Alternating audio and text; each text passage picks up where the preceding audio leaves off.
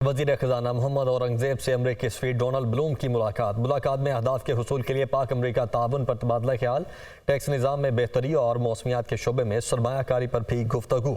अमरीकी सफ़ीर की IMF programme की तकमील के लिए ताउन की यकीन दहानी। अमरीकी सफ़ीर का इक़्तिसादी ताउन को वुसअत देने के आज़म का भी अयादा।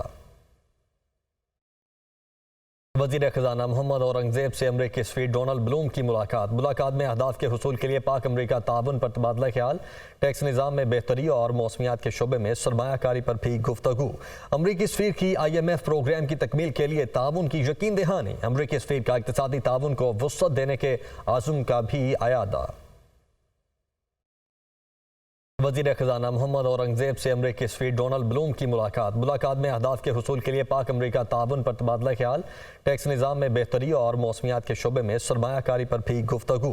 अमरीकी सफ़ीर की IMF प्रोग्राम की तकमील के लिए ताउन की यकीन दहानी। अमरीकी सफ़ीर का इक़्तिसादी ताउन को वुसअत देने के आज़म का भी अयादा।